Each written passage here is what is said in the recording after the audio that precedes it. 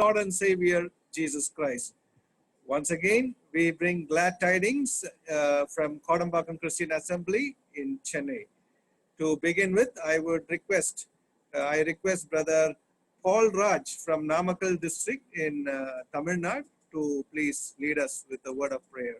Brother Paul Raj, over to you.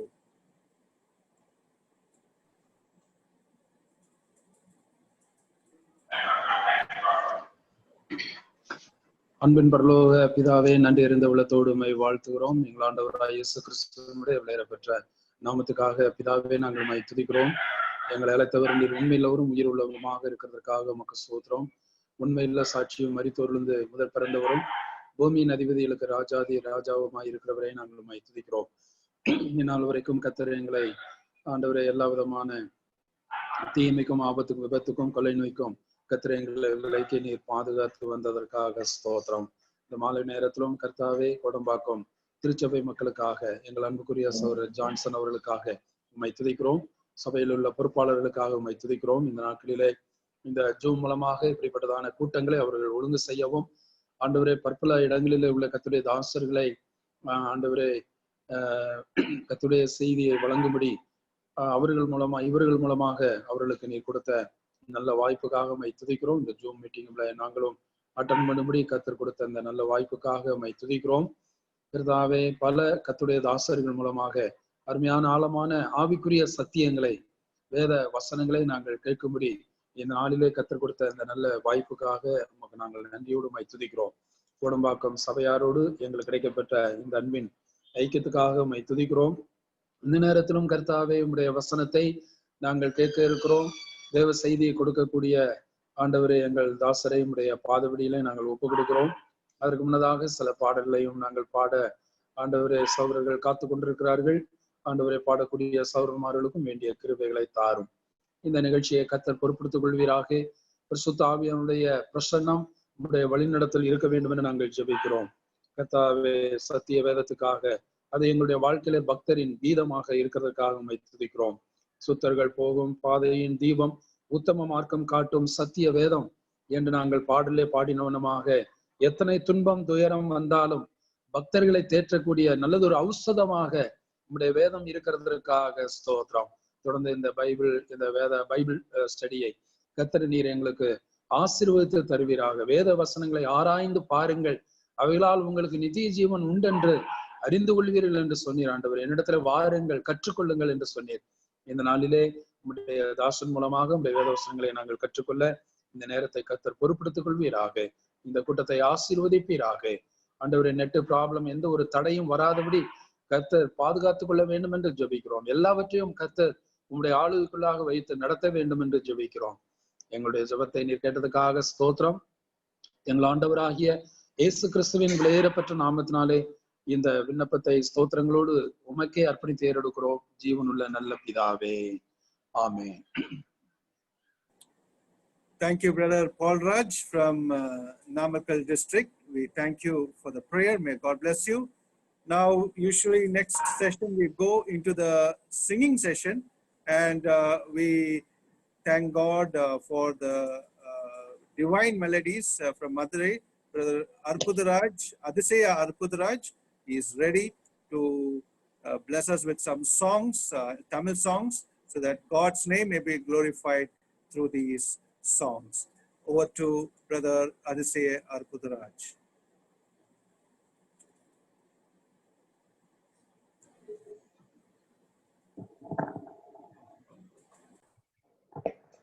கர்த்தருடைய நாமம் மகிமைப்படுவதாக. உங்கள் அனைவரையும் இந்த இணையதளத்தின் மூலமாக சந்திப்பதிலே மகிழ்ச்சி அடைகிறேன். நம்ம எல்லாருக்கும் தெரிந்த ஒரு பாடலை முதலாவது நான் பாடுகிறேன். அனாதி தேவன் உன் அடைக்கலமே, அவர் நித்திய புயங்கள் உன் ஆதாரமே என்ற பாடல் நம்முடைய பாட்டு புஸ்தகத்திலே 244வது பாடல். அந்த பாடலை நாம் எல்லாரும் சேர்ந்து நாம் பாடலாம்.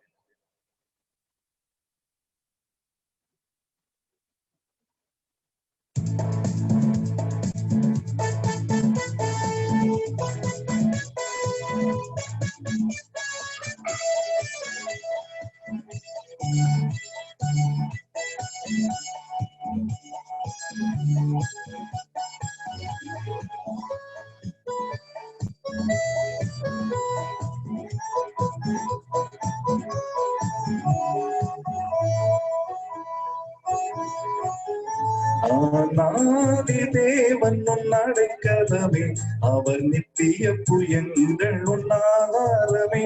ஆனாதி தேவன் உன்னடைக்கலமே, அவர் நித்திய புயங்கள் உன்னாதாரமே. இந்த தேவன் என்றென்றும் உள்ள சதகாலமும் நமது தேவன், மரண பரியந்தம் நம்மை நடத்திடுவார். ஆனாதி தேவன் உன் அடைக்கலமே, அவர் நித்திய புயங்கள் உன்னாதாரமே.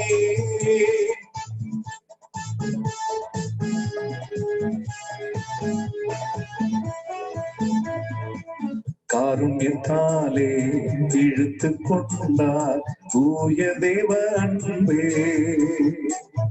காருண்யத்தாலே இழுத்து கொண்டார் தூய தேவ அன்பே. இவ்வனாந்திரத்தில் நயம் காட்டி உன்னை இனிதாய் வருந்தி அழைத்தார். இந்த தேவன் என்றென்றும் உள்ள சதகாலமும் நமது தேவன், மரண பரியந்தம் நம்மை நடத்திடுவார். ஆனாதி தேவன் உன் அடைக்கலமே, அவர் நித்திய புயங்கள் உன்னாதாரமே.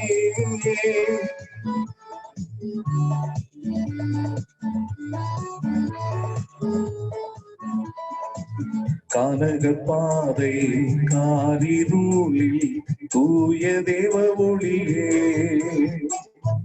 கானக பாதை காரிருளில் தூய தேவ ஒளியே. அழுகை நிறைந்த பள்ளத்தாக்குகளை அரும் நீரூற்றாய் மாற்றினாரே. இந்த தேவன் என்றென்றும் உள்ள சதகாலமும் நமது தேவன், மரண பரியந்தம் நம்மை நடத்திடுவார்.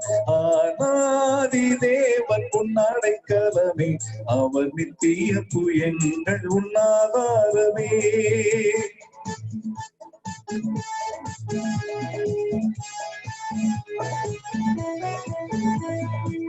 வறண்ட வாழ்க்கையில் செழித்திடுவே தூய தேவ அருளால். வறண்ட வாழ்க்கையில் செழித்திடுவே தூய தேவ அருளால்.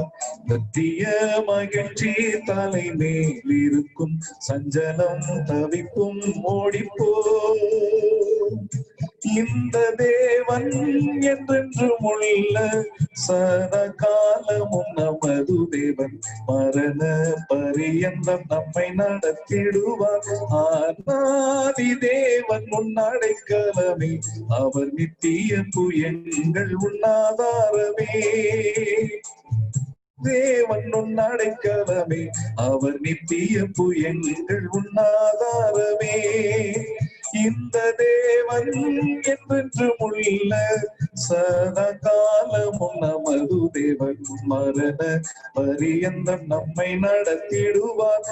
ஆனாதி தேவன் உன் அடைக்கலமே, அவர் நித்திய புயங்கள் உன்னாதாரமே.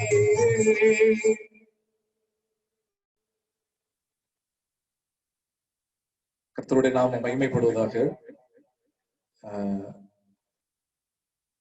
நம்முடைய வாழ்க்கையிலே தாயை போல தேற்றக்கூடியவர், நம்மை உண்மையா புரிந்து கொண்டவர் நம்முடைய ஆண்டவர் மட்டுமே.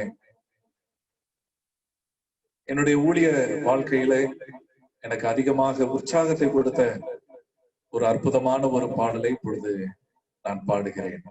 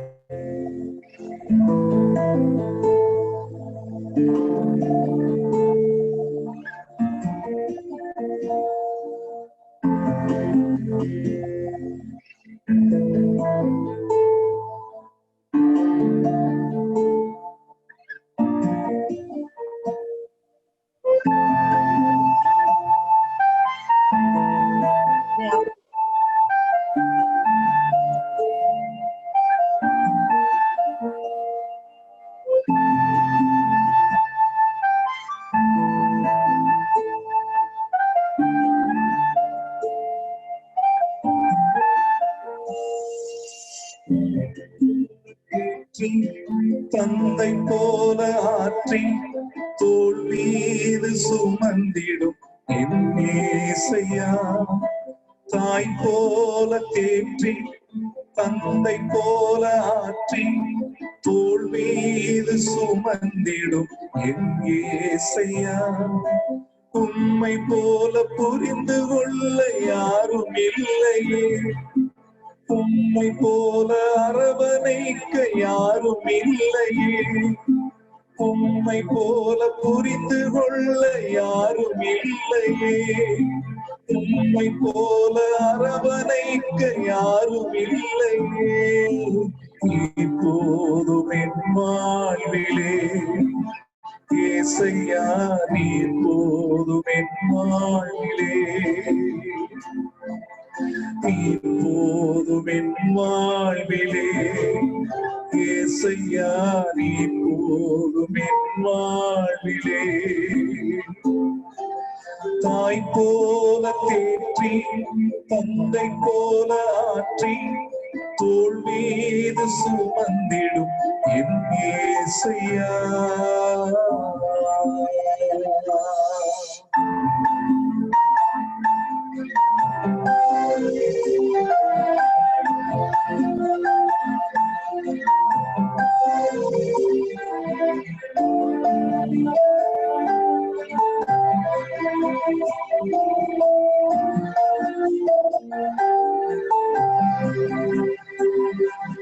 மலை போல துன்பம் என்னை சூழும் போது அதை பனி போல உருகிட செய்பவரே.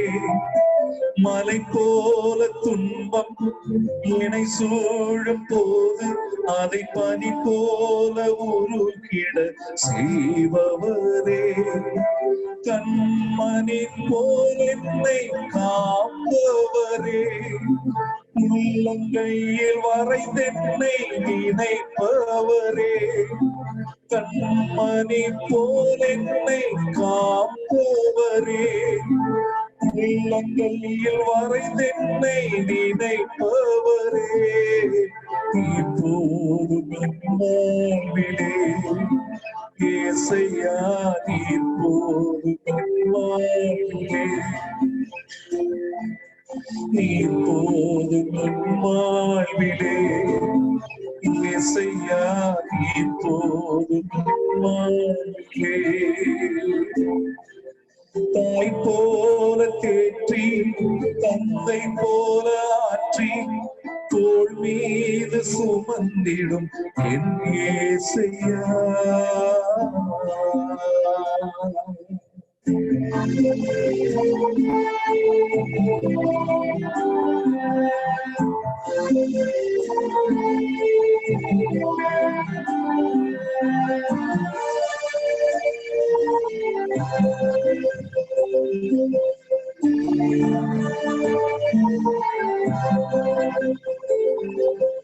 பலவீன நேரம் கிருபை உனக்கு போதும், பலவீனத்தில் பலன் தருவேன் என்றே.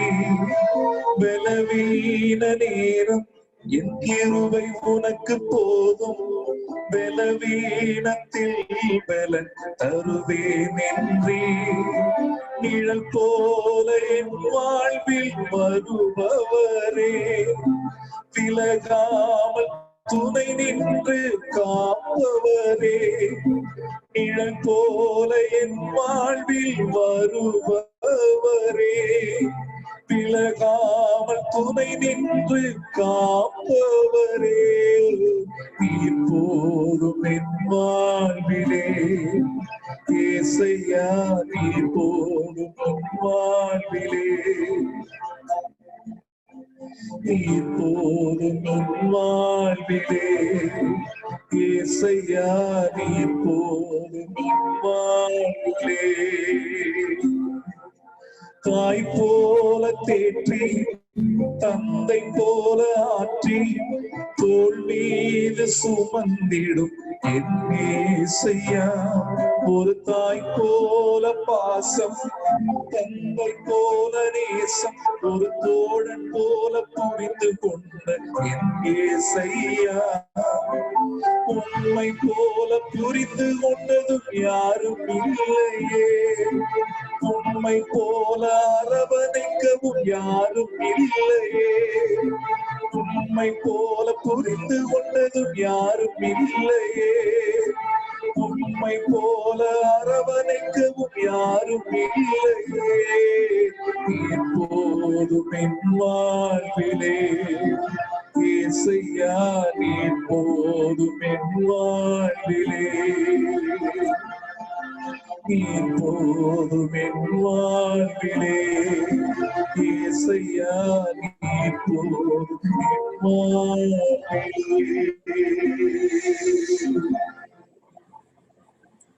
Thank you.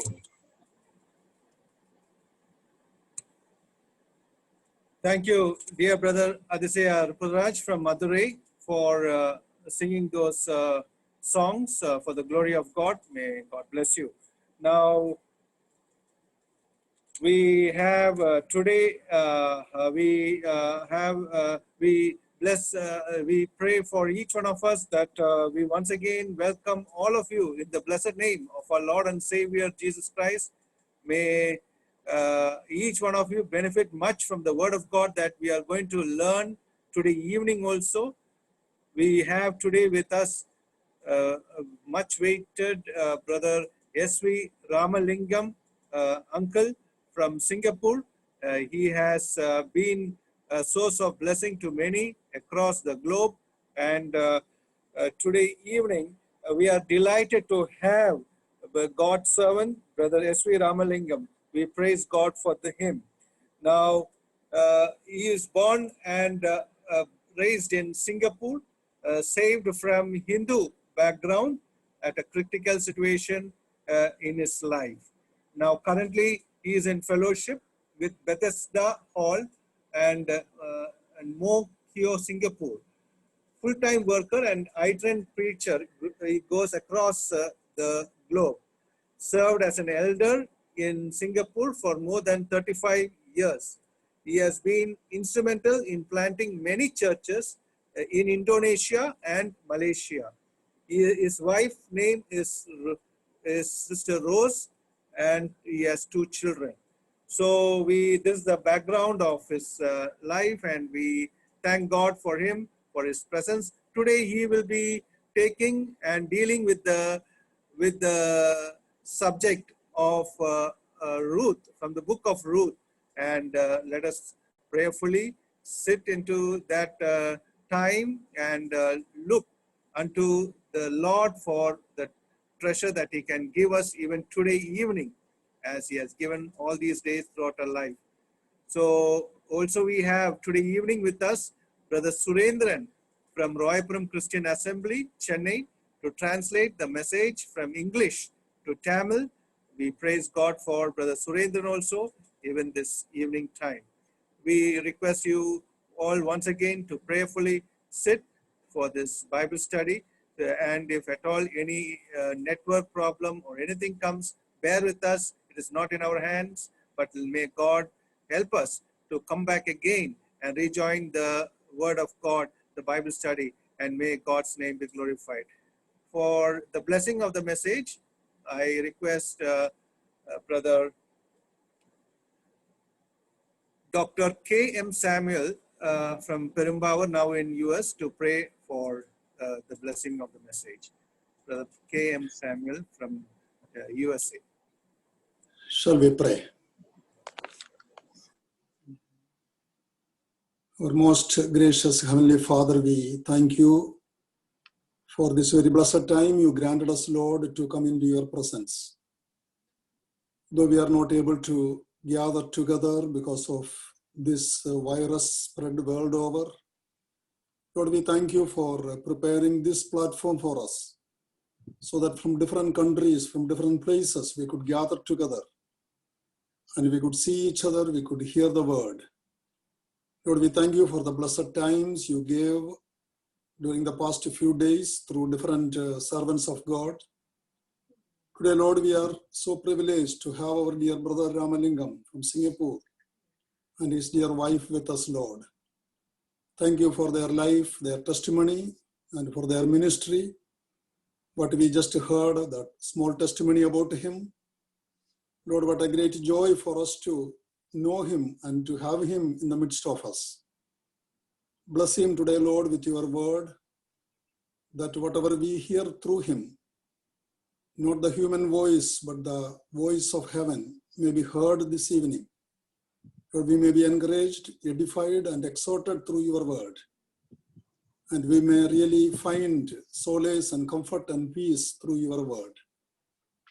Lord, your word is sweeter than the honey and the honeycomb, but it is also a two-edged sword which can pierce into our hearts and which can bring a great change and transformation in our lives. Bless our dear brother, fill him with your Holy Spirit. And Lord, who all gathered from different parts of the world, be with each one of us, Lord, and bless us with your word. Thank you for hearing our prayer. Thank you for Kodambakam Assembly. Thank you for Brother Johnson, who organized this program. Lord, bless them abundantly. In Jesus' name we pray. Amen. Thank you, Brother K.M. Samuel. Thank you for the prayer. Now we are going straight into the message time, the Bible study time. Over to Brother S.V. Ramalingam and Brother Surendran. Over to Brother S.V. Ramalingam in Singapore and Brother Surendran.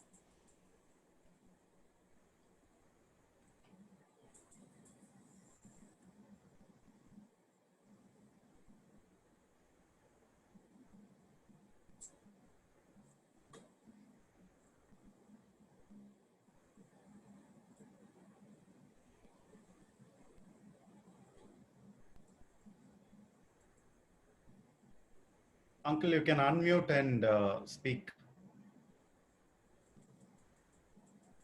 All right. Yeah. Praise and thank God that we have this wonderful privilege of meeting and seeing in a very unique way of one another. இப்படிப்பட்ட ஒப்பற்ற நிலைமையிலே நாம் எல்லாரும் ஒருவரை ஒருவர் பார்த்து சந்திப்பதற்கு ஏதுவான ஒரு வாய்ப்பு கிடைத்திருக்கிறதற்காக கர்த்தருக்கு நன்றி செலுத்துவோம். It's always a joy to be among God's people and also to share God's word. தேவனுடைய பிள்ளைகள் மத்தியில இருப்பது எப்பொழுதும் ஒரு சந்தோஷமான காரியமா இருக்கிறது. தேவனுடைய வசனத்தை பகிர்ந்து கொள்வது மிகவும் சந்தோஷத்தை கொடுக்கக்கூடியதா இருக்கிறது. This reminds me of how good God is. இந்த காரியமானது தேவன் எவ்வளவு நல்லவராய் இருக்கிறார் என்பதை எனக்கு நினைப்பூட்டுகிறது. He has set to work among us. அவர் நம் மத்தியிலே தன்னுடைய கிருபையினாலே அவர் நம் மத்தியிலே அங்கே கிரியை செய்வேன் என்று சொல்லி இருக்கிறார். He is working in such a way that he is bringing us, transforming us to be more and more each day like his son, the Lord Jesus Christ. அவர் நமக்குள்ளாக எப்படி கிரியை செய்து கொண்டிருக்கிறார் என்று சொன்னால் ஒவ்வொரு நாளும் நம்மை தம்முடைய குமாரனாகிய ஆண்டவராகிய இயேசு கிறிஸ்துவினுடைய சாயலுக்கு ஒப்பாக கொஞ்சம் கொஞ்சமாக மறுரூபமாக்கி கொண்டே வருகிறார். And this he does even through by the reading and learning and studying of God's word. இந்த காரியத்தை நாம் தேவனுடைய வசனத்தை படிப்பதன் மூலமாகவும் அந்த வசனத்தை கேட்பதன் மூலமாகவும் அவர் செய்யக்கூடியவராய் இருக்கிறார். And we have before us the book of Ruth. நமக்கு முன்பாக இப்பொழுது ரூத்தின் புத்தகம் இருக்கிறது. And I'm sure you know that this is the two books in the Bible that's named after a woman. இரண்டு புத்தகங்கள் வேதத்திலே ஒரு பெண்ணினுடைய பெயரை சார்ந்து வைக்கப்பட்டதாக இருக்கிறது. And they themselves are very enriching in their studies. அந்த புத்தகங்களை படிக்கும்போது அது அதிகமாக நமக்கு போஷாக்கை கொடுக்கக்கூடியதா இருக்கிறது. You will soon discover as we study together. நாம் இந்த காரியத்தை தொடர்ந்து படிக்கக்கூடிய இந்த வேளையில இந்த காரியத்தை நீங்களும் புரிந்து கொள்வீர்கள். For this evening, I'm going to limit myself to only the first 5 verses of chapter 1. இந்த மாலை வேளையிலே நம்முடைய படிப்புக்காக நான் முதல் அதிகாரத்தினுடைய முதல் 5 வசனங்களை குறித்து மட்டுமே பேச இருக்கிறேன். So can we read them together? ஆகவே அதை நாம் சேர்ந்து வாசிக்கலாம். நியாயாதிபதிகள் நியாயம் விசாரித்து வரும் நாட்களில் தேசத்திலே பஞ்சம் உண்டாயிற்று. அப்பொழுது யூதாவில் உள்ள பெத்லகேம் ஊரானாகிய ஒரு மனுஷன் தன் மனைவியோடும் 2 குமாரரோடும் கூட மோவாப் தேசத்தில் போய் சஞ்சரித்தான். அந்த மனுஷனுடைய பெயர் எலிமலேக்கு, அவன் மனைவியின் பெயர் நகோமி. அவனுடைய 2 குமாரரில் ஒருவன் பெயர் மக்லோன், மற்றொருவன் பெயர் கிலியோன். யூதாவில் உள்ள பெத்லகேம் ஊராகிய எப்பாப்ராத் ஆகிய அவர்கள் மோவாப் தேசத்திற்கு போய் அங்கே இருந்து விட்டார்கள். நகோமியின் புருஷனாகிய எலிமலேக்கு இறந்து போனான். அவளும் அவளுடைய 2 குமாரரும் மாத்திரம் இருந்தார்கள். இவர்கள் மோவாபியரில் பெண் கொண்டார்கள். அவர்களில் ஒருத்தி பேர் ஓர்பால், மற்றொருவள் பேர் ரூத். அங்கே ஏறக்குறைய 10 வருஷம் வாசம் பண்ணினார்கள். பின்பு மக்லோன் கிலியோன் என்னும் அவர்கள் இருவரும் இறந்து போனார்கள். அந்த ஸ்திரீ தன் குமாரர் இருவரையும் தன் புருஷனையும் இழந்து தனித்தவளானாள். Thank God for the reading of His word. It's very interesting. நமக்கு ஆசீர்வதிப்பாராக. இது மிக சுவாரஸ்யமா இருக்கிறது. In the first verse, we are introduced to a number of things for our learning. இந்த முதல் வசனத்தை பார்க்கும்போது நம்முடைய படிப்பிற்காக அநேக காரியங்கள் நமக்கு அங்க அறிமுகம் செய்யப்படுகிறதை நாம் பார்க்கிறோம். We are given to know the period or the time in which this was recorded. இந்த காரியங்கள் எல்லாம் சம்பவித்த காலகட்டம் என்ன என்று சொல்லக்கூடிய தகவல் நமக்கு அங்கே கொடுக்கப்பட்டிருக்கிறது. During the time of the ruling of the judges. அது அந்த நியாயாதிபதிகள் ஆட்சி செய்யக்கூடிய அந்த காலத்திலே நடந்தேறிய சம்பவமாக இருக்கிறது. And very interestingly, if we look at Judges chapter 21 and the last verse, you will know that there was no king in Israel, and therefore men did what was right in their own eyes. அங்கே நீதி நியாயாதிபதிகள் 21வது வசனத்திலே நம்ம அதிகாரத்திலே வாசிக்கும் போது இஸ்ரவேலிலே அங்கே ராஜா இல்லை, மனுஷன் அவனவன் தன் பார்வைக்கு சரிபோனபடி செய்து வந்தான். That shows that the ruling of the judges were ruling in a day when things were not very good and comfortable. ஆகவே இது என்னத்தை காட்டுகிறது என்று சொன்னால், அங்கே நியாயாதிபதிகள் ஆட்சி செய்த அந்த காலகட்டத்திலே அவர்களுடைய ஆட்சியானது நேர்த்தியாகவும் சரியாகவும் இல்லை என்பதை காண்பிக்கிறது. There were a lot of failures and faults. அங்கே அதிகமான தோல்விகளும் பலவிதமான பிரச்சனைகளும் காணப்பட்டது. And so people were taking the law in their own hands. ஆகவே மக்கள் அங்கே நியாயப்பிரமாணத்தை சட்டதிட்டங்களை எல்லாம் தங்களுடைய கையிலே எடுக்க ஆரம்பித்தார்கள். Oh, it was a dark day for the nation of Israel. இஸ்ரவேல் தேசமானது அந்த காலகட்டத்தில் அப்படிப்பட்ட ஒரு சூழ்நிலையிலே காணப்பட்டது. Yet during this dark day, there was a bright light of sunshine showing forth in the darkness.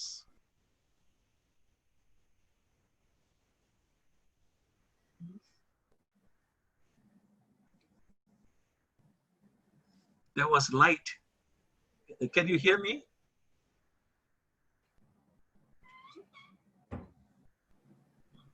Are you able to hear me?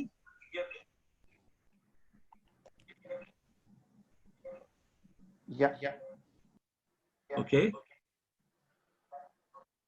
Yeah, uncle. I think we can go ahead. All right. Okay, so we have the story of Ruth. ஆகவே ரூத்தினுடைய கதை இங்கே இருக்கிறது. What was going on in this story is that there was a Jewish family ஆகவே இந்த கதையில என்ன in நடக்கிறது Bethlehem. என்றால், A அங்கே Jewish- ஒரு யூத குடும்பமானது பெத்லகேமிலே அவர்கள் வாசம் பண்ணி கொண்டிருக்கிறார்கள். Bethlehem is a place which is known for a food. Bethlehem என்று சொல்லும்போது அந்த இடமானது அது சாப்பாட்டிற்கு பேர் போன ஒரு இடமாய் இருக்கிறது. It can be considered the bakery of the nation. அந்த இடத்தை தான் அந்த நாட்டினுடைய அந்த சமையல் செய்யக்கூடிய இடம் என்று சொல்லி அவர்கள் சொல்வார்கள். So it's known as the house of bread, Bethlehem, house of bread. ஆகவே அப்பத்தின் வீடு என்று சொல்லி இந்த பெத்லகேம் அழைக்கப்படுகிறது. And so this is where Elimelech and his family were living. இந்த இடத்திலே தான் எலிமெலேக்கும் அவனுடைய குடும்பத்தாரும் வாழ்ந்து கொண்டிருந்தார்கள். But then there was the sense of famine coming around. ஆனால் அந்த சூழ்நிலையிலே அந்த ஊரிலே ஒரு பஞ்சம் வரக்கூடிய ஒரு சூழ்நிலை ஏற்பட்டது. Famine has been threatening them. அங்கே வந்த அந்த பஞ்சமானது அவர்களை அதிகமாய் அச்சுறுத்தியது. So we want to look at the reason why there was supposed to be famine in that land. ஆகவே அந்த தேசத்திலே நிலத்திலே ஏன் அப்படிப்பட்ட ஒரு பஞ்சம் ஏற்பட்டது என்பதற்கான காரணத்தை நாம் ஆராய வேண்டும். Now, this part of the land where the people of Israel occupied, it's an agricultural land, but have to wait on the rain for its watering. இஸ்ரவேல் மக்கள் அங்கே அவர்களாக தங்கியிருந்த இந்த நிலப்பகுதியானது இது ஒரு இதை சொல்ல வேண்டும் என்றால் இது ஒரு விவசாய நிலப்பகுதியாக இருந்தது. ஆகவே அவர்கள் மழை வருவதற்காக காத்து கொண்டிருக்க வேண்டிய அவசியம் ஏற்பட்டது. The rain would come during its season and then the crops will grow. அந்த காலகட்டம் வரும்போது மழை பெய்யும், மழை பெய்த பிற்பாடு அந்த விளைச்சல் எல்லாம் விளையும். Generally, that has been the lifestyle of the people of Israel. பொதுவாகவே இஸ்ரவேல் மக்களுடைய வாழ்க்கை முறையை பார்த்தால் அது இப்படித்தான் இருந்திருக்கிறது. As farmers, they would depend on the rain to come so that it can water their land. விவசாயிகள் இப்படியாக மழையை எதிர்பார்த்து காத்து கொண்டிருப்பார்கள். ஏனென்று சொன்னால் அப்பொழுதுதான் அவர்களுடைய நிலத்திற்கு தண்ணீர் கிடைக்கும். But it seems that there is a drought around. ஆனாலும் கூட அங்கே ஒரு வறட்சி சூழ்ந்திருக்கிறதை பார்க்க முடிகிறது. And so they begin to sense that a famine is going to increase in their land. ஆகவே அவர்கள் அங்கே உணர ஆரம்பித்த காரியம் என்னவென்று சொன்னால் அவர்களுடைய தேசத்திலே ஒரு பஞ்சம் உருவாக ஆரம்பித்திருக்கிறது. Elimelech thought it all well. Elimelech நினைத்தார் எல்லாம் பரவாயில்ல என்று நினைத்தார். He thought the best way to help himself and his family is to move away from Bethlehem. அவர் என்ன நினைத்தார், தனக்கும் தன்னுடைய குடும்பத்திற்கும் நன்மை பயக்க வேண்டும் என்று சொன்னால் அவர் அங்கே பெத்லகேமை விட்டு நகர்ந்து போக வேண்டும் என்று சொல்லி நினைத்தார். So where could we go? ஆகவே இப்பொழுது வேற எங்கே போவது? We go to a fruitful land. இப்பொழுது அங்கே கனி இருக்கக்கூடிய ஒரு தேசத்துக்கு, நல்ல தேசத்துக்கு போகலாமே. Now it's quite a sensible move as far as மிகவும் ஒரு நல்ல ஒரு மனிதர்களை பொறுத்த மட்டிலே இது ஒரு அறிவுபூர்வமான ஒரு நிகழ்வாக ஒரு நகர்வாக இருக்கலாம். Maybe a good move. ஒரு நல்ல ஒரு காரியம் தான் இது. வேற இடத்துக்கு நல்ல இடத்துக்கு போலாம். But as they went on to the land of Moab, ஆனால் அவர்கள் அந்த மோவாப் தேசத்துக்குள்ளாக அவர்கள் போகும்போது things began to change. காரியங்கள் அப்படியே மாற்றமடைய ஆரம்பித்தது. Now, I'm sure those who have gone from one part of a land to another part of the land will know and experience that going over is not an easy thing. ஆகவே ஒரு நிலப்பரப்பிலிருந்து இன்னொரு நிலப்பரப்பிற்கு நீங்கள் போயிருப்பீர்கள் என்று சொன்னால் உங்களுக்கு நன்றாய் தெரியும், அப்படியாக இடத்தை மாற்றுவது என்பது ஒரு சாதாரண காரியம் அல்ல. Especially when you are chosen or called to stay on in a particular land. மிக விசேஷமாக ஒரு குறிப்பிட்ட இடத்துல நீங்கள் வாழும்படி அங்கேதான் இருக்க வேண்டும் என்று நீங்கள் அழைக்கப்பட்டிருக்கும் போது இடத்தை மாற்றுவது மிகவும் சிக்கலான காரியம். And this is very interesting for the people of Israel. ஆகவே இஸ்ரவேல் மக்களுக்கு இந்த காரியமானது மிகவும் சுவாரஸ்யமா இருக்கிறது. They were called and chosen to live in the land that has got the house of bread. ஆகவே அங்கே அப்பத்தின் வீடு என்று சொல்லக்கூடிய அப்படிப்பட்ட இடத்தை விட்டு அவர்கள் நகர்ந்து போக வேண்டிய ஒரு நிர்பந்தம் இஸ்ரவேல் மக்களுக்கு ஏற்பட்டு விட்டது. But they decided to move to Moab. ஆனால் அவர்கள் அங்கே மோவாபை நோக்கி போகும்படி அவர்கள் தீர்மானித்தார்கள். We can give some speculation over why they choose Moab rather than any other part of the world. இப்படிப்பட்ட ஒரு பஞ்சம் சூழ்நிலை ஏற்பட்டிருக்கும் போது உலகத்தினுடைய மற்ற இடங்களுக்கு போவதை தவிர்த்து விட்டு அவர்கள் ஏன் மோவாபிற்கு போயிருக்க வேண்டும் என்பதை ஒரு சில காரணங்களால் நம்மால் ஆராய முடியும். But I don't want to do that. ஆனால் அந்த ஆராய்ச்சிக்குள்ளாக போவதற்கு நான் விரும்பவில்லை. The reason is அதற்கான காரணம் என்னவென்று சொன்னால் Israel will not be welcome in the first place in Moab. முதலாவதாக இஸ்ரவேல் அங்கே மோவாபிலே அவர்கள் இஸ்ரவேல் மக்கள் வரவேற்கப்பட மாட்டார்கள். And the Israelites will not in any way be able to friendly enjoy a friendly company with the people of Moab. Moab தேசத்து மக்களோடு கூட இஸ்ரவேல் மக்களாலே ஒரு நல்ல ஒரு நட்புறவு பாராட்டவும் முடியாது. அதுவும் சாத்தியமில்லாத காரியம். They had been in war for some time. அவர்கள் மத்தியிலே சில காலத்திற்கு யுத்தம் காணப்பட்டது. And so it is not a good choice in actual sense. ஆகவே அப்படிப்பட்ட ஒரு சூழ்நிலையிலே மோவாபுக்கு போவது என்று சொல்வது அது ஒரு நல்ல ஒரு தேர்வு அல்ல. But maybe because food was plenty in Moab, so they went there. ஆனால் ஒருவேளை அங்கே சாப்பாடு மிகவும் திரளாய் காணப்பட்டதனாலே அவர்கள் மோவாபிற்கு போக தீர்மானித்திருக்கலாம். Now this is how people decide to move on to walk from one place to another. இப்படித்தான் மக்கள் ஒரு இடத்தை விட்டு இன்னொரு இடத்திற்கு போக வேண்டும் என்று தீர்மானிக்கும் போது இந்த காரியங்களை அடிப்படையாக வைத்து அதை தீர்மானிக்கிறார்கள். But when they got there, ஆனால் அவர்கள் அங்கே போய் சென்றடைந்த பிற்பாடு maybe they would have experienced some good things in their life. ஒருவேளை அவர்களுடைய வாழ்க்கையிலே ஒரு சில நல்ல காரியங்களை அவர்கள் அனுபவித்திருக்கலாம். They may be trying to get themselves settled down. அவர்கள் ஒருவேளை அந்த இடத்துல அங்கேயே தங்கிவிடலாம் என்று சொல்லி அவர்கள் நினைத்திருக்கலாம். They may be getting comfortable in that place where they are. ஒருவேளை அவர்கள் போய் இருக்கிற அந்த இடத்திலேயே அவர்கள் சௌரியமாக இருக்க ஆரம்பித்திருக்கலாம். But then something happens. அதற்கப்புறமாக ஒரு காரியம் நடக்கிறது. The soul winner of the family died. அந்த குடும்பத்தினுடைய பணத்தை சம்பாதிக்கக்கூடிய நபர் அங்கே இறந்து போய்விட்டார். Elimelech died. எலிமெலேக் மரித்து போய்விட்டார். Elimelech, who his name means God is my king. Elimelech என்று சொல்லக்கூடிய அந்த பெயரினுடைய அர்த்தம் என்னவென்று சொன்னால் தேவன் என்னுடைய ராஜாவாய் இருக்கிறார் என்பது. Now has died. ஆனால் இப்பொழுது இந்த எலிமெலேக் மரித்து போய்விட்டார். So Elimelech left with him two of his sons and his wife back in Moab.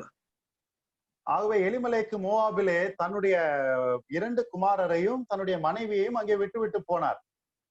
Both sons very quickly took upon themselves wives from the Moabites. அங்கே 2 குமாரர்களுமே மிக சீக்கிரத்திலே மோவாபியர் மத்தியில் இருக்கக்கூடிய 2 பெண்களை அவர்கள் திருமணம் செய்து கொண்டு வந்தார்கள். Now there could be some excitements going on in their time of sorrows. அப்படிப்பட்ட துக்கமான சூழ்நிலையிலும் கூட ஒரு சில உற்சாகமான காரியங்கள் நடக்கலாம். But you know, when you move away from one place to another, ஆனால் நீங்கள் நினைவில் வைத்துக் கொள்ளுங்கள், ஒரு இடத்தை விட்டு இன்னொரு இடத்திற்கு நீங்கள் நகர்ந்து போவீர்கள் என்று சொன்னால் without the leading of God, கர்த்தருடைய வழிநடத்துதல் இல்லாமல் நீங்கள் அப்படி செய்வீர்களானால் you're going to face grief. நீங்கள் துக்கத்தை தான் அனுபவிக்க போகிறீர்கள். Grief is going to be the experience of the day. அப்படிப்பட்ட காரியத்திலே உங்கள் வாழ்க்கையிலே துக்கம் தான் காணப்படும். Soon both of the boys died. ஆகவே வெகு சீக்கிரத்திலே அவருடைய 2 குமாரரும் அங்கே மரித்து போனார்கள். Alon and Chilion died. அவனுடைய அந்த உடனே அந்த பிள்ளைகள் இருவரும் மரித்து போனார்கள். Now 4 went away from Bethlehem to Moab. ஆகவே பெத்லகேமிலிருந்து மோவாபிற்கு 4 பேர் பயணித்து போனார்கள். Now remains only 1. இப்பொழுது ஒருத்தர் மட்டும் தான் மிச்சம் இருக்காங்க. But the good thing is there was a company for Naomi. ஆனால் அதுல இருக்கிற நல்ல காரியம் என்னவென்று சொன்னால் இப்பொழுது நகோமிக்கு துணையாக ஒரு சிலர் இருக்கிறாங்க. She had 2 Moabites to be her daughter-in-law. 2 மோவாபிய ஸ்திரீகள் அவளுக்கு மருமகளாக கிடைத்திருக்கிறார்கள். The more she looks at her daughter-in-law, தன்னுடைய மருமகளை அவள் அதிகமாக பார்க்க the more Naomi looks upon the daughter-in-laws. அதிகமாக மருமகள் மேலே தன்னுடைய மனதை செலுத்தக்கூடியவளாக நவோமி இருந்தார்கள். She became very sad. அவர்கள் அங்கே மிகவும் துக்கம் அடைந்தார்கள். And then she hurts news coming to her அதற்கப்புறமாக தன்னிடத்திலே செய்தி வருவதை அவர்கள் கேள்விப்படுகிறார்கள். that God has visited Bethlehem and has provided for his people. அங்கே தேவன் பெத்லகேமை சந்தித்திருக்கிறார், அங்கே இருக்கிற மக்களுக்கெல்லாம் ஆகாரம் கிடைத்து விட்டது என்கிற தகவல் வருகிறது. And so she decided now to go back to இப்பொழுது அந்த அம்மா Bethlehem. திரும்ப மறுபடியும் பெத்லகேமுக்கு போய்விடலாம் என்று சொல்லி தீர்மானம் எடுக்கிறார்கள். She told her daughters-in-law, தன்னுடைய மருமகளை பார்த்து சொல்லுகிறார், she says, look, I'm decided to go back to Bethlehem and I think பாருங்கம்மா, நான் வந்து இப்போ பெத்லகேமுக்கு போக நான் தீர்மானம் எடுத்திருக்கிறேன். what would you do? நீங்க என்ன செய்ய போறீங்க? They said, well, we will continue to come along with you. அவங்க சொன்னாங்க, பரவாயில்ல, நாங்களும் உங்க கூடயே வந்து சேர்ந்து வரோம்னு சொல்லி சொன்னாங்க. They almost begin the journey back to Bethlehem. அவர்கள் ஏறக்குறைய எல்லாரும் சேர்ந்து பெத்லகேமுக்கு மறுபடியும் போக ஆரம்பித்தார்கள் பயணத்தை. But as they were deciding to move on, ஆனால் அவர்கள் இப்படியாக தொடர்ந்து நகர்ந்து போக அங்கே தீர்மானம் எடுத்த போது Naomi thought about the whole things properly. அங்கே நகோமியானவள் அந்த முழு காரியத்தையும் அங்கே அதை குறித்து சிந்திக்க ஆரம்பித்தாள். She said to the daughters-in-law, அங்கே தன்னுடைய மருமகளை பார்த்து சொன்னால், you seems to be young ladies. நீங்க ரெண்டு பேரும் வந்து வாலிப பெண்களா இருக்கிறீர்கள். You need to go back to your people and get married and live a happy life. மறுபடியும் நீங்க உங்க ஊருக்கே போயிட்டு அங்க உள்ள யாருன்னா நீங்க கல்யாணம் பண்ணிட்டு நீங்க சந்தோஷமா இருங்கம்மா. Let me go back to Bethlehem. நான் மட்டும் பெத்லகேமுக்கு திரும்பி போய்க்கிறேன். But they said, oh no, we're going to follow you. அந்த மருமகள்கள் ரெண்டு பேரும் சொன்னாங்க, இல்ல இல்ல இல்ல, நாங்க உண்மை பின்தொடர்ந்து வர போகிறோம். Then Naomi began to counsel them. அதற்கப்புறமாக நகோமி அவங்க ரெண்டு பேருக்கும் ஆலோசனை வழங்க ஆரம்பித்தார்கள். Begin to tell them all the good reasonings that she knows about. அங்கே அவளால் சொல்ல முடிந்த நல்ல காரணங்களை எல்லாம் சொல்லி அவர்களுடைய மனதை மாற்ற முயற்சித்தார்கள். Then in the course of this, one of the daughter-in-law says, all right, I'll go back to my people. ஆகவே நகோமியினுடைய அந்த ஆலோசனை கேட்ட பிற்பாடு இரண்டு மருமகள்ல ஒரு மருமகள் சொன்னாங்க, சரி பரவாயில்ல, நானும் என்னுடைய மக்கள் மத்தியில மோவாபுக்கே போய் நான் என்னுடைய வாழ்க்கையை பாத்துக்கிறேன்னு சொன்னாங்க. While Ruth says, no, I'm going to follow you. ஆனால் ரூத் என்று சொல்லக்கூடிய பெண் சொன்னால், இல்லை, நான் உம்மைத்தான் பின்தொடர்ந்து வருவேன் என்று சொன்னார். Now and again, Naomi will carry on to counsel them and that they should go and find a husband for themselves in Moab. மறுபடியுமாக நகோமி அவர்களுக்கு ஆலோசனை சொல்ல ஆரம்பித்தார். நீங்கள் போய் மோவாபிலே போய் உங்கள் மக்களிடத்திலே உங்கள் ஜனத்திடத்திலே நீங்கள் போய் ஒரு புருஷனை கண்டடைய வேண்டும் என்று சொல்லி ஆலோசனை சொன்னார்கள். But Ruth was determined in her decision. ஆனால் ரூத் தான் எடுத்த அந்த தீர்மானத்திலே மிகவும் உறுதியாய் தரித்திருந்தாள். She says, no, that's not going to be the case about me. அவள் சொன்னால், ஒருபோதும் இப்படி என்னை குறித்து எதுவும் நடக்க போகிறதில்லை, நான் உம்மைத்தான் பின்தொடர்ந்து வருவேன் என்று சொன்னாள். So point of time came when Orpah lifted up her face and kissed Naomi and said bye-bye. ஒரு குறிப்பிட்ட நேரம் வந்த போது அந்த ஓர்பால் என்று சொல்லக்கூடிய அந்த மருமகள் அவளை கட்டி தழுவி ஒரு முத்தமிட்டு பிரியாவிடை பெற்றுக்கொண்டு அங்கே மோவாபியர் இடத்திற்கு போனாள். She went back to her people and her country. அவள் தன்னுடைய ஜனத்தார் இடத்திற்கும் தன்னுடைய தேசத்திற்கும் அவள் போனாள். While Ruth says, no, I am going to go with you. ஆனால் ரூத் சொன்னால், நான் உம்மோடு கூடத்தான் நிச்சயமாய் வருவேன் என்று சொன்னாள். She clung on, she hanged on with Ruth, Naomi. அவள் ரூத் அங்க நகோமியை பற்றிக்கொண்டு, நான் உம்மை விடமாட்டேன், உம்மோடு கூட நான் நிச்சயமாய் வருவேன் என்று சொல்லி சொன்னாள். That's the little story in this first 5 verses. இந்த முதல் 5 வசனங்களிலே இருக்கக்கூடிய ஒரு சிறிய கதை இதுதான். Now we can divide this into 2 or 3 portions if we like to. இந்த வேத பகுதியை நாம் 2 அல்லது 3 பகுதிகளாக நாம் பிரிக்கலாம். I mean, chapter 1, we can divide them into 3 portions. அந்த முதலாவது அதிகாரத்தை நாம் அங்கே 3 பகுதிகளாக பிரிக்கலாம். The first 5 verses, we entitled it as Faith Faltered. Faith faltered. Faith faltered by a Faith, fear. Sorry, come again. Fear faltered. Fear. No. Fear. முதல் 5 வசனங்களை நாம் பார்க்கும்போது அங்கே அவர்களுடைய பயத்தை குறித்து நாம் பார்க்கிறோம். Okay. They have fear, and fear caused them to falter. Means அங்கே fear. பயத்தினால் அவர்கள் தவறி விட்டார்கள், வீழ்ச்சி அடைந்தார்கள் என்பதை நாம் பார்க்கிறோம். அச்சமடைந்தார்கள். Right. பயத்தினால் அவர்கள் வீழ்ச்சி அடைந்தார்கள். All right. Okay. So that's what faith has happened to them. Then verses 6 onward, we'll see that faith flowered. அங்கே 6வது வசனம் துவங்கி வரக்கூடிய வசனங்களை பார்க்கும்போது பயம் அங்கே மறுமலர்ச்சி அடைந்தது. Faith now. விசுவாசம் மறுமலர்ச்சி அடைந்தது. Faith blossomed. முதல் 5 வசனங்களை பார்க்கும்போது பயம் அங்கே வீழ்ச்சியை கொண்டு வந்தது. பின்னாலே வரக்கூடிய வசனங்களை பார்க்கும்போது விசுவாசம் மறுமலர்ச்சியை கொண்டு வந்தது. And then faithfulness became fellowship all the way. அதற்கப்புறமாக அங்கே அவர்களுடைய உண்மைத்தன்மை அங்கே ஐக்கியத்தை கொண்டு வந்தது. Faithfulness became the follower of God. அவர்கள் உண்மையாய் இருந்தபடியினாலே அவர்கள் தேவனை உண்மையாய் பின்பற்றக்கூடியவர்களாக மாறினார்கள். Now in that first 5 verses, அந்த முதல் 5 வசனங்களை நாம் பார்க்கும்போது we can look at 5 things. நாம் 5 காரியங்களை அங்கே பார்க்கலாம். First thing is the farming. முதலாவது காரியம் அவர்களுடைய அந்த விவசாயம். Farming. You see, this is indeed the first occupation that God prescribed for the people of this world. இந்த உலகத்தினுடைய மக்களுக்காக தேவன் நிர்ணயித்த முதல் தொழிலாக இந்த விவசாயம் இருக்கிறது. When he created man, he told him to till the ground and keep it. அவர் அங்கே மனிதனை உண்டாக்கின போது நிலத்தை பண்படுத்தி இதை நீ பராமரித்துக் கொள் என்று சொல்லி சொன்னார். So farming is one of those original calling for as a work for the people. ஆகவே மக்களுக்காக மனிதர்களுக்காக ஆண்டவர் ஏற்படுத்தின ஒரு மிக முக்கியமான ஒரு தொழிலாக இந்த விவசாயம் இருக்கிறது. Genesis chapter 2 verse 15, you will find that verse.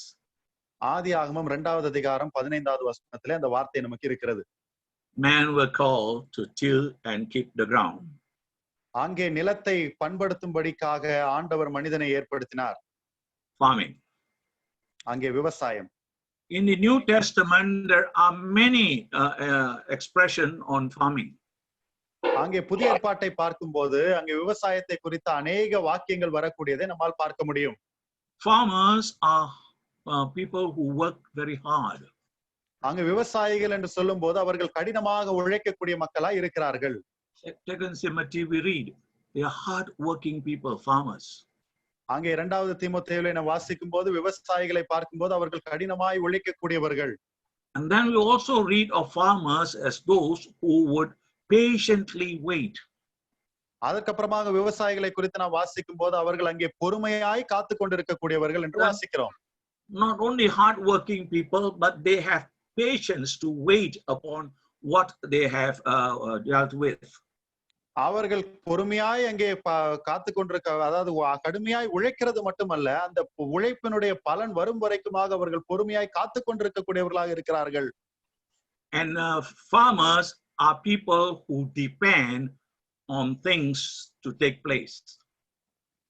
விவசாயிகள் ஒரு சில காரியங்கள் நடக்க வேண்டும் என்பதற்காக வேறு சில காரியங்களை சார்ந்திருக்கக்கூடியவர்களாக இருக்கிறார்கள். For in Israel they have to wait for the rain. அங்கே இஸ்ரவேலை பார்க்கும்போது அவர்கள் மழைக்காக காத்து கொண்டிருந்தார்கள், அதை சார்ந்திருந்தார்கள். In other parts of the world we have to wait on so many other things to take place. அங்கே உலகத்தினுடைய மற்ற பகுதிகளில் விவசாயம் பண்ணும்போது வேறு அநேக காரியங்களுக்காக விவசாயிகள் காத்திருக்க வேண்டிய ஒரு நிர்பந்தம் இருக்கிறது. Farmers will have to wait for it to fruit. ஆகவே விவசாயிகள் அந்த கனி வருவதற்காக அவர்கள் காத்து கொண்டிருக்க வேண்டும், பல காரியங்களை சார்ந்திருக்க வேண்டும். So they are to train themselves to patiently wait. ஆகவே அவர்கள் பொறுமையாய் காத்து கொண்டிருக்கும்படியாக அவர்கள் தங்களை தாங்களே பயிற்சி கொடுத்துக் கொள்ள வேண்டிய ஒரு நிலைமையில் இருக்கிறார்கள். But Elimelech did not. ஆனால் எலிமெலேக்கு அப்படி அல்ல. That's why he went away from Bethlehem. ஆகவே தான் அங்கே பெத்லகேமை விட்டு விட்டு எலிமெலேக்கு வேக வேகமாய் மோவாபிற்கு ஓடி போய் விட்டார். And so we can call that what he did as fleeing. ஆகவே அவர் அங்கே பெத்லகேமை விட்டு போன அந்த காரியத்தை அவர் பறந்தோடினார் என்று சொல்லி நாம் சொல்லலாம். Yes, he went away. He fled. அவர் பிரச்சனை வந்தோன தலைதெறிக்க ஓடிட்டார். He doesn't want to stick on with the problem that's going to be there. அங்கே இருக்கக்கூடிய பிரச்சனையை அங்கே பார்த்து அதை எதிர்கொள்வதற்கான ஒரு எந்த முயற்சியும் அவர் எடுக்கவில்லை. So there was this lacking of patience and hard work in the life of Elimelech. எலிமெலேக்கினுடைய வாழ்க்கையிலே அந்த கடின உழைப்பு, பொறுமை என்று சொல்லக்கூடிய இந்த காரியங்கள் எல்லாம் குறைவுபட்டு காணப்பட்டது. So he went on to look for better pasture or easier life. ஆகவே வேற ஏதாவது நல்ல செழிப்பான ஒரு இடத்துக்கு போயிட்டு நம்ம சௌரியமா வாழலாம்னு சொல்லி அவர் அப்படி போயிட்டாரு. So the first thing we learn is a farmer. The second thing we learn of is fleeing. The third thing முதலாவதாக அங்கே நாம் படிக்கிற காரியமானது விவசாயத்தை குறித்து படிக்கிறோம். இரண்டாவதாக அவர் பறந்தோடினார் என்று சொல்லி படிக்கிறோம். மூன்றாவதாக and the cause for all this was the famine. இது எல்லாம் சம்பவிப்பதற்கான அடிப்படை காரணம் என்னவென்று சொன்னால் அங்கே ஏற்பட்ட பஞ்சம். Now why does famine comes along in a land? ஆகவே ஒரு தேசத்திலே ஒரு நிலப்பரப்பிலே ஏன் பஞ்சம் ஏற்படுகிறது? The best people to know the truth should be the people of Israel. அங்கே இந்த சத்தியத்தை நன்றாக அறிந்திருக்கக்கூடிய மக்கள் யார் என்று சொன்னால் அது இஸ்ரவேல் மக்களாகத்தான் இருக்க முடியும். Because God have told them. ஏனென்றால் தேவன் அவர்களுக்கு சொல்லி இருக்கிறார். If they were to obey the command of the Lord, they will prosper in the land where they are. அவர்கள் தேவனுடைய கற்பனைகளை எல்லாம் கைக்கொண்டு நடப்பார்களாகில் அவர்கள் இருக்கக்கூடிய அந்த தேசத்திலே அவர்கள் செழிப்பாய் இருப்பார்கள். But if they go after other gods, ஆனால் அவர்கள் வேறு தெய்வங்களை நாடி போவார்களானில், then what would happen? அதுக்கப்புறம் என்ன நேரிடும்? God will lock up the heavens. ஆண்டவர் அங்கே பரலோகத்தை வானங்களை எல்லாம் மூடி போடுவார். Rain would not come. மழை வரவே வராது. Now this is what happened when Elijah was the prophet there. அங்கே எலியா அந்த இடத்துல தீர்க்கதரிசியாக இருந்த போதும் இப்படிப்பட்ட சம்பவம் தான் நேரிட்டது. This is what he said to the people. அங்கே மக்களை பார்த்து அவர் இப்படித்தான் சொன்னார். Because the people were going after other gods. ஏனென்றால் மக்கள் அங்கே வேறு தெய்வங்களை நாடி போய் கொண்டிருந்தார்கள். And he said to them, அவர்களை பார்த்து இப்படி சொன்னார். in 1 Kings chapter 17 in verse 1. 1 ராஜாக்கள் 17வது அதிகாரம் முதல் வசனத்தில் இப்படி சொன்னார். If you do this, நீங்கள் இப்படி செய்வீர்களாகில், this is what going to happen. இதுதான் உங்களுக்கு சம்பவிக்க போகிறது. No proper dew and no proper rain is going to come. அங்கே தேவைக்கேற்ற மழையும் வேறு எந்த காரியமும் வரப்போகிறதில்லை. And according to the word of the prophet, it did happen so. அங்கே அந்த தீர்க்கதரிசியுடைய அந்த வார்த்தையின்படியே அப்படியே அது ஆயிற்று. So famine is the cause of disobedience. ஆகவே பஞ்சம் என்று சொல்லக்கூடியது கீழ்ப்படியாமையினுடைய ஒரு விளைவாய் இருக்கிறது. So in order not to face famine, what must I do? ஆகவே இப்படிப்பட்ட பஞ்சம் ஏற்படாமல் இருக்க வேண்டும் என்று சொன்னால் நான் என்ன செய்ய வேண்டும்? Just simply obey. ஒன்றுமே இல்லை, நீங்கள் கீழ்ப்படிய வேண்டும், அவ்வளவுதான். That's all. அவ்வளவுதான். Now then we see the next thing. அதற்கப்புறமாக அடுத்த காரியத்தை நாம் இங்கே பார்க்கிறோம். What is the disturbance towards our obeying God? நாம் தேவனுக்கு கீழ்ப்படியாமல் இருப்பதற்கு நமக்கு தடங்களா இருக்கக்கூடிய காரியம் என்ன? What's the obstacles against fleeing away from God? அங்கே தேவனை விட்டு நாம் விலகி ஓடுவதற்கு நமக்கு அங்கே தடங்களா இருக்கக்கூடிய காரியம் என்ன? Is the fear. அது பயம். Fear is the problem. அங்கே பயம்தான் அதற்கான அடிப்படை காரணமாக இருக்கிறது. Fear can cause your senses to work against you. ஆகவே பயம் நமக்குள்ளே வந்துவிடும் என்று சொன்னால் நம்முடைய மற்ற எல்லா உணர்வுகளையும் நமக்கு எதிராக திருப்பி விடக்கூடிய ஆற்றலை அது கொண்டதா இருக்கிறது. So what is the solution towards this fear? ஆகவே இந்த பயத்தின் பிரச்சனைக்கான தீர்வு என்ன?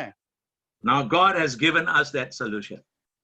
ஆண்டவர் நமக்கு அந்த தீர்வை கொடுத்திருக்கிறார். The solution to our farming. நம்முடைய அந்த விவசாயத்திற்கான அந்த ஒரு தீர்வு.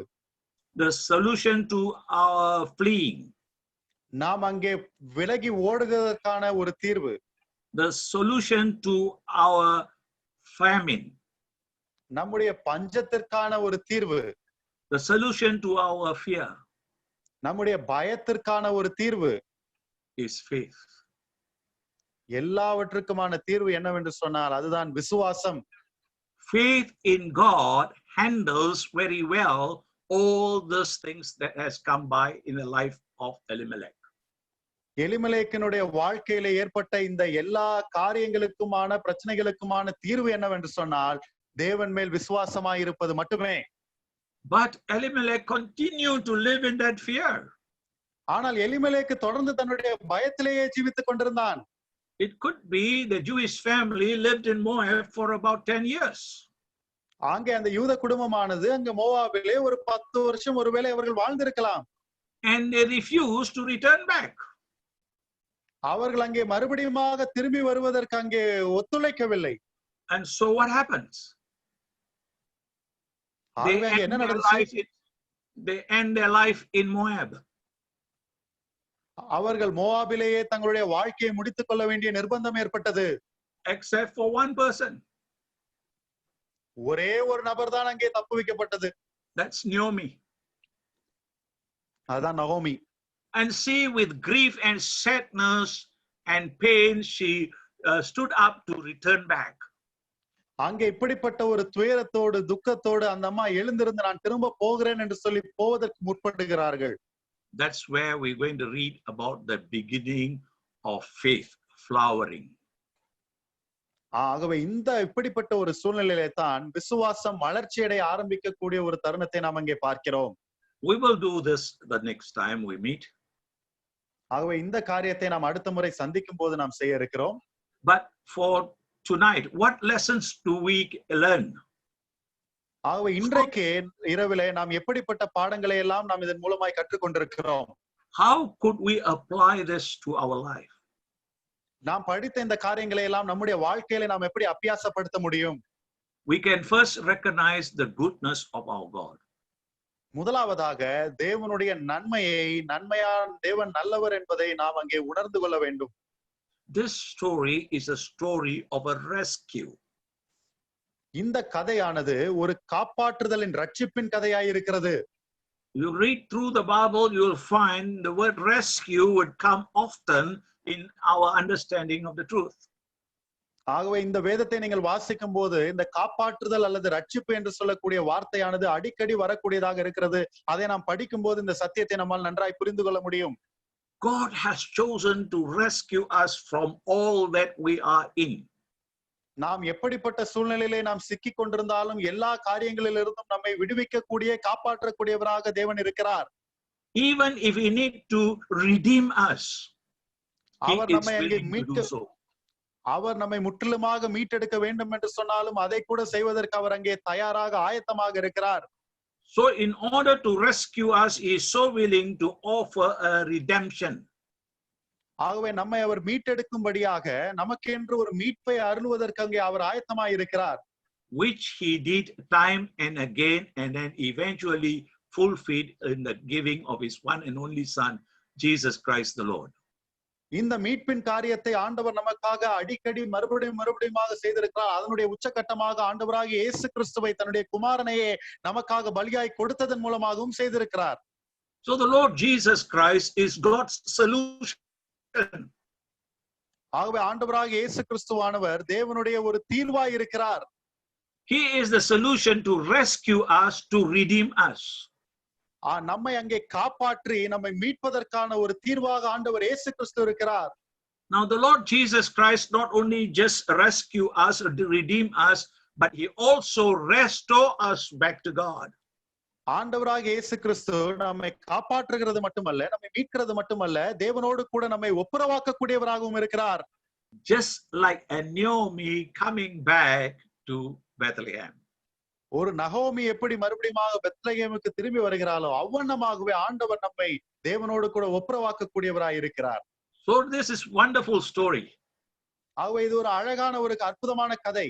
Story of God's rescuing mission. ஆகவே தேவன் நம்மை எப்படி காப்பாற்றுகிறார், நம்மை எப்படி மீட்கிறார் என்பதை குறித்த ஒரு கதை. A story in which God brings a redemption to mankind. மனு குலத்திற்கு, மனிதர்களுக்கு தேவன் எப்படி மீட்பை கொண்டு வருகிறார் என்பதற்கான ஒரு கதை. A story of being of God restoring us back to himself. எப்படியாக தேவன் நம்மை மறுபடியுமாக தன்னோடு கூட ஒப்புரவாக்கி கொள்கிறார் என்பதை குறித்ததான ஒரு கதை இது. And we know when we read the New Testament, நமக்கு தெரியும், நாம் புதிய ஏற்பாட்டை வாசிக்கும் போது, that he did it all so well in Christ Jesus the Lord. ஆண்டவராகிய இயேசு கிறிஸ்துவுக்குள்ளாக இவை எல்லாவற்றையும் கர்த்தர் நன்றாய் செய்தார். Now, how is it going to apply to me? ஆகவே இந்த காரியங்கள் எல்லாம் இன்றைக்கு என்னுடைய வாழ்க்கைக்கு எப்படி பொருத்தமாக இருக்க போகிறது? Again, we have the 3 words. மறுபடியுமாக நமக்கு ஒரு 3 வார்த்தைகள் இருக்கிறது. There is no other way than this 3 words that will describe the way. நாம் இப்பொழுது சொல்ல போகிற இந்த 3 வார்த்தைகள் அல்லாமல் வேறு எந்த விதத்திலும் இதை நன்றாய் விவரித்து சொல்ல முடியாது. First is to trust in God. முதலாவதாக நாம் தேவனை நம்பி இருக்க வேண்டும். The Lord Jesus Christ came and called on men in that same fashion. ஆண்டவராகிய இயேசு கிறிஸ்து வந்தபோது மனிதர்களை எல்லாம் அவர் அங்கே கூப்பிட்டார். He says, have faith in God. அவர் சொன்னார், தேவனிடத்திலே விசுவாசமாயிருங்கள் என்று சொன்னார். And those who have come to trust in the Lord God, அந்த ஆண்டவர் மேல் விசுவாசம் வைத்து அவரை நம்பின முன்வந்த யாவரும், he wants them to be firmly trusting God. So he says, you believe in God, believe also in me. அவர்கள் உறுதியாக நிச்சயமாக தேவனை நம்ப வேண்டும் என்று சொல்லி அவர் அங்கே நினைத்தார். ஆகவே அவர் சொன்னார், நீங்கள் தேவனிடத்திலே விசுவாசமாயிருங்கள், என்னிடத்திலும் விசுவாசமாயிருங்கள் என்று சொல்லி சொன்னார். Now this is what Elimelech have to do. இந்த காரியத்தை தான் எலிமெலேக்கு செய்ய வேண்டியதா இருந்தது. But unfortunately, he did not have the time to do that by expression of his life. ஆனால் துரதிர்ஷ்டவசமாக தன்னுடைய வாழ்க்கையின் மூலமாக இப்படிப்பட்ட ஒரு நம்பிக்கை அவனுக்கு இல்லாமல் போய்விட்டது. So he has to die. ஆகவே அவன் மரிக்க வேண்டிய சூழ்நிலை ஏற்பட்டது. His testimony has to come to a stop. அவனுடைய சாட்சி ஒரு முடிவுக்கு வர வேண்டிய நிர்பந்தம் ஏற்பட்டது. His fellowship with God has to be curtailed. அவனுக்கும் தேவனுக்குமான அந்த தொடர்பானது அங்கே துண்டிக்கப்பட வேண்டிய ஒரு சூழ்நிலை ஏற்பட்டது. So that to happen to his both sons. அதே காரியம் தான் அவனுடைய 2 குமாரருக்கும் நேரிட்டது. But to his wife, this became a blooming time. ஆனால் அவனுடைய மனைவியை பொறுத்த மட்டிலே இது ஒரு மறுமலர்ச்சியின் காலமாய் அவளுக்கு அது மாறினது. She trusted in God. அவள் தேவனை நம்பி இருந்தாள். When she heard that God has visited Bethlehem, Judah, she trusted in God. அங்கே தேவன் பெத்லகேமையும் யூதாவையும் சந்தித்திருக்கிறார் என்று அவள் கேள்விப்பட்ட போது அவள் தேவனை நம்பினாள். Then the second thing, இரண்டாவது காரியம், not only just trusting in God, நாம் தேவனை நம்பி இருப்பது மட்டுமல்ல, is obeying God's word. நாம் தேவனுடைய வார்த்தைக்கு கீழ்ப்படிய வேண்டும். Failure to everything is not obeying God's word. நம்முடைய வாழ்க்கையில ஏற்படக்கூடிய எல்லா வீழ்ச்சிகளுக்கும் தோல்விகளுக்கும் காரணம் என்னவென்று சொன்னால் நாம் தேவனுடைய வார்த்தைக்கு கீழ்ப்படியாமல் இருப்பதனால் தான். Man can never be satisfied if he doesn't obey the word of God. தேவனுடைய வார்த்தைக்கு மனிதன் கீழ்ப்படியவில்லை என்று சொன்னால் அவனுடைய வாழ்க்கையில ஒருபோதும் திருப்தி உண்டாகாது. We can be in any circumstances or any situation. நம்முடைய வாழ்க்கையில எப்படிப்பட்ட சூழ்நிலையிலோ நிலைமையிலோ நாம் காணப்படலாம். If we obey God, ஆனால் நாம் அப்படியும் தேவனுக்கு கீழ்ப்படிவோமானால், and trust in him, அவரை நாம் நம்பி இருப்போமானால், we will know that all things work together for good. நாம் அறிந்திருப்போம் சகலமும் நன்மைக்கு ஏதுவாக நிறைவேறுகிறது என்று. It will be good for us to have done so. அப்படி இருக்கக்கூடிய காரியமானது நம்முடைய நன்மைக்காக அமையக்கூடியதா இருக்கும். Because obeying God's word is the benefit and blessing to our lives. ஏனென்றால் தேவனுடைய வார்த்தைக்கு கீழ்ப்படிவது நம்முடைய வாழ்க்கைக்கு அது பிரயோஜனமாகவும் ஆசீர்வாதமாகவும் இருக்கும். So how do we apply it? ஆகவே நம்முடைய வாழ்க்கைக்கு இதை நாம் எப்படி அபியாசப்படுத்த முடியும்? We apply it by trusting in God. முதலாவதாக தேவனை நம்பி இருப்பதன் மூலமாக நாம் இதை அபியாசப்படுத்த முடியும். We apply it by obeying God's word. இரண்டாவதாக தேவனுடைய வார்த்தைக்கு கீழ்ப்படிவதன் மூலமாக நாம் அபியாசப்படுத்த முடியும். We make the application become full and fruitful by depending on God. இந்த அபியாசப்படுத்தக்கூடிய காரியத்தை நிறைவடைவும் செய்யும்படியாக நாம் தேவனை சார்ந்திருக்க வேண்டும். Now, the next time we meet, we're going to read about how this became effective in the life of Ruth. அடுத்த முறை நாம் இங்கே கூடும்போது ரூத்தனுடைய வாழ்க்கையில இந்த காரியங்கள் எல்லாம் எப்படி அங்கே பயனளிக்கக்கூடியதா இருந்தது என்பதை நாம் சிந்திக்கலாம். Until then, we will continue to remember this. அது வரைக்குமாக நாம் தொடர்ந்து இந்த காரியங்களை நாம் நினைவில் வைத்துக் கொள்வோம். We will remember to trust in God fully.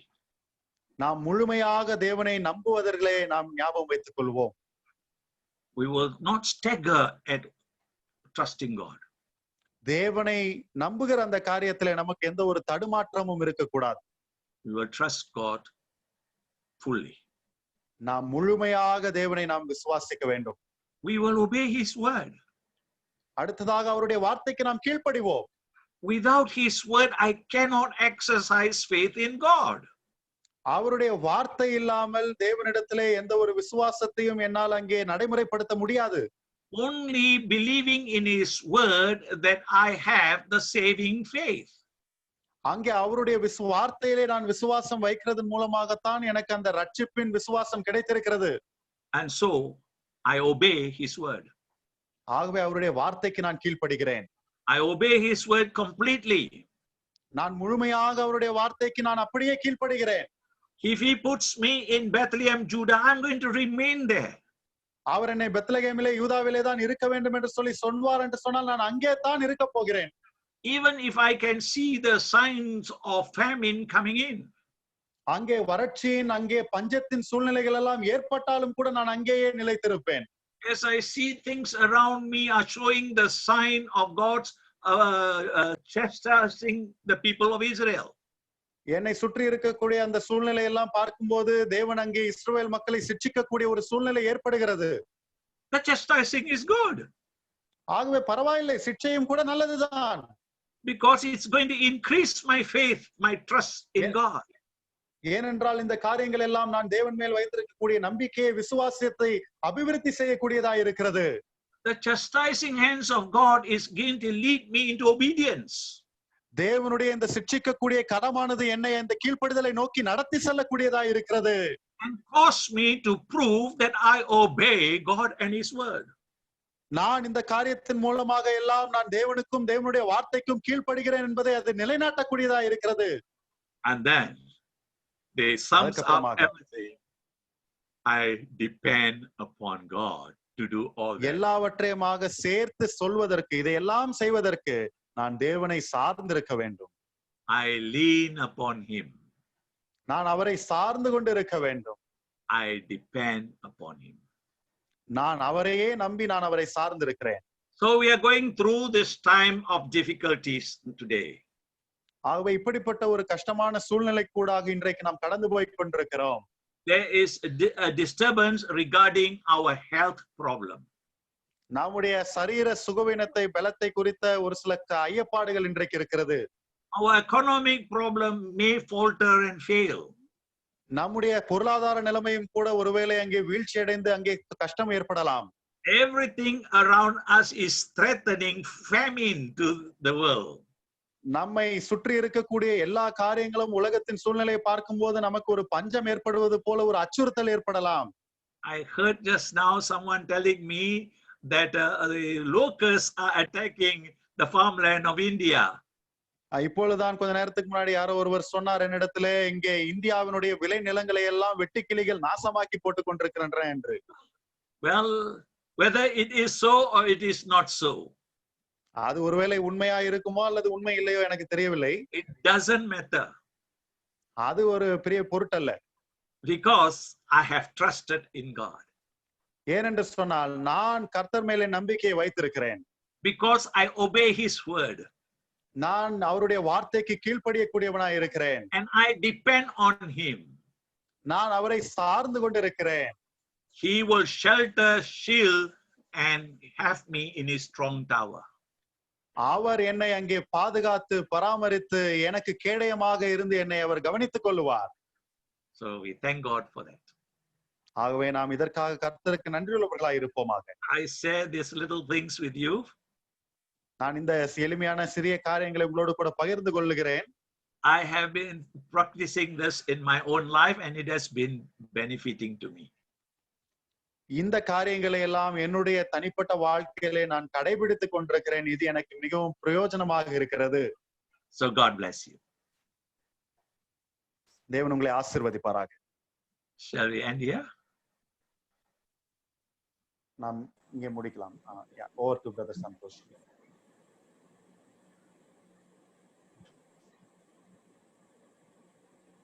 Thank you, dear Uncle, for the blessed message that has come to us, the divine message for the glory of God. It reminds us of the precious word from the book of Ruth, how the person who fled from the land of Bethlehem when there was a famine there, and the whole family moved out because the head of the family did not trust the living God. That is what we could understand from the word of God. And as they went away, they saw that the Lord's hand was not with them. Now our circumstances in like manner is different, is the same. Let us not flee away from the place that we have, where we are put. Let us put the trust in God, the faith in God, and obey His word. And even in these times of coronavirus, COVID-19, when we are in the homes, let us read the word of God and understand in depth what God wants us to do in this life for each one of us. Now, as far as the person, he had gone away from Bethlehem, it shows that his faith was very less in the Lord. Now, we had seen some points in chapter 1. Fear for death, faith blossomed, and faithfulness brings followers. So also we have to apply it as trusting in God, obeying God's word, and depending on God. All this, let us do it in our life so that the name of the Lord would be glorified. The application is very important. Once again, I would repeat it, what Uncle had told. Trust in God. As Naomi trusted in God, and she went back, not like her husband.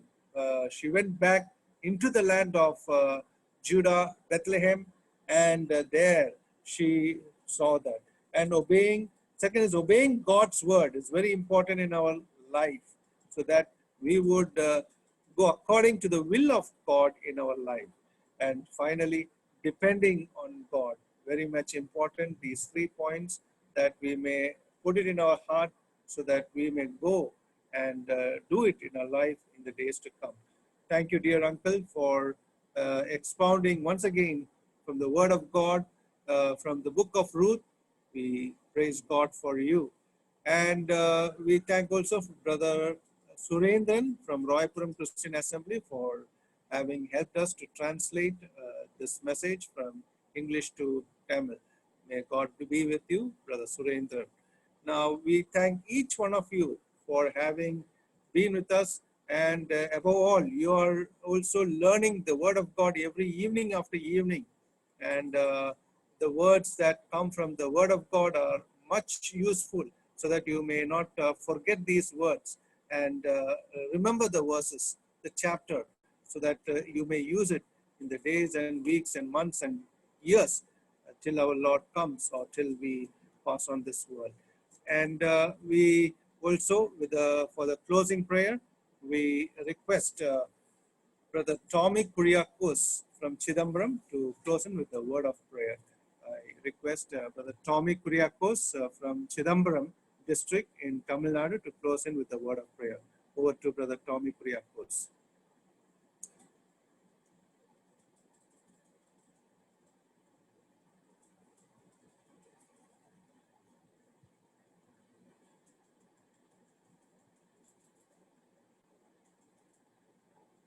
Good.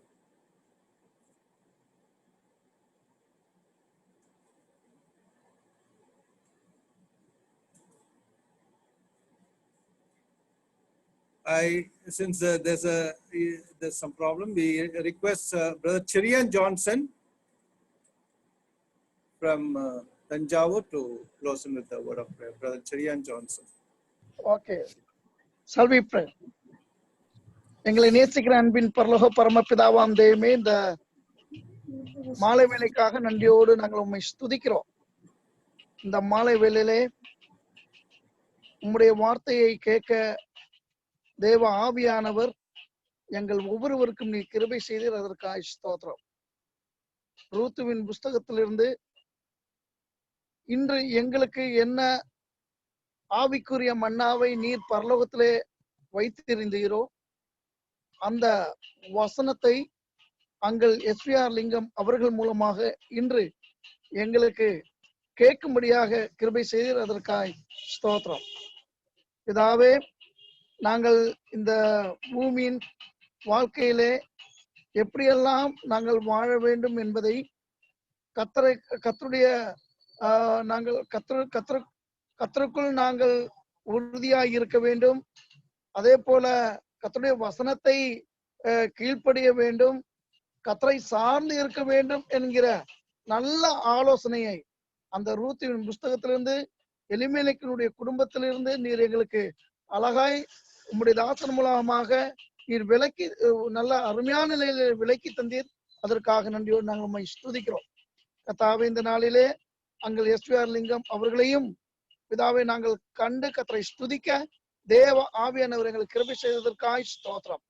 இந்த செய்தியை மொழிபெயர்ப்பதற்காக அருமையான தேவனுடைய மகனையும் சுரேந்திரன் பிரதரையும் நீர் உபயோகப்படுத்தினீர், அதற்காக நன்றி செலுத்துகிறோம். இந்த இப்படிப்பட்டதான ஒரு தேவ செய்தியை பல இடங்களிலிருந்து தேவதாசர் மூலமாக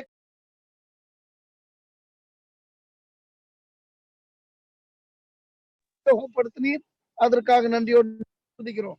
அருமையான சகோதரன் சந்தோஷ் அவர்களையும் பிதாவே அவர் முயற்சித்து வருகிற அந்த சபையையும் கர்த்தாவை நீர் ஆட்கொண்டு வழி நடத்தி கொண்டு இருக்கிறீர், அதற்காக ஸ்தோத்திரம். தொடர்ந்து உம்முடைய மகனை பலப்படுத்தும், தொடர்ந்து ஆத்மாக்களை தாரும். அது மட்டுமல்ல, இந்த நாட்களிலே நாங்கள் அநேக தேவதாசர்கள் மூலமாக உம்முடைய வசனங்களை நாங்கள் கற்றுக்கொண்டு வருகிறோம். நாங்கள் கற்றுக்கொண்ட வசனங்களை எங்களுடைய இருதயத்தின் ஆழத்திலே நாங்கள் ஒவ்வொரு நாளும் தியானிக்கவும், பிதாவே உம்முடைய வசனத்தின்படியே நாங்கள் இந்த பூமியிலே வாழவும் எங்களுக்கு கிருபை சாரும். அனுதினம் உம்மை பற்றி உம்மை சார்ந்து ஜீவிக்க கிருபை தாரும். இந்த வசனங்கள் மூலம் இந்த மீட்டிங்ல கலந்து கொண்ட எல்லா தேவ பிள்ளைகளையும் நீர் ஆசீர்வதித்திருக்கிறீர். எங்களுக்கு எல்லாருக்கும் அது பிரயோஜனமாக இருந்தது, அதற்காக ஸ்தோத்திரம். வரும் நாட்களிலே நீர் உம்முடைய வசனத்தில் உம்முடைய தாசர் மூலமாக கர்த்தாவே எங்களோடு பேசும். உம்முடைய வார்த்தைகளுக்கு நாங்கள் முற்றிலுமாய் ஒப்பு கொடுத்து உம்முடைய சித்தத்தை உம்முடைய வசனத்திலிருந்து அறிந்து கொண்டு ஜீவிக்க கர்த்தாவே எங்களுக்கு கிருபை செய்ய போவதற்காக ஸ்தோத்திரம். நீ செய்த எல்லா நன்மைக்கு நன்றி. எங்களுக்காக ஜீவன் வைத்து மரித்து அடக்கம் பண்ணப்பட்ட 3ஆம் நாள் உயிர்த்தெழுந்து ஜீவிக்கிற கர்த்தராகிய இயேசு கிறிஸ்துவின் அதிபரிசுத்த நாமத்தில் பணிவோடு ஜெபிக்கிறோம் எங்கள் ஜீவனுள்ள பிதாவே, ஆமென். Thank you, Brother Chirian Johnson from Tanjavur, for that blessed prayer. May God bless you. And now we have tomorrow also Brother SVR Lingam uncle to expound from the Word of God from the same book. Be in tune with us at the same time for the glory of God. Now we have some few minutes for each one of us to just meet, so that those who have not been able to talk for some time in the meeting can for few minutes have a time of fellowship.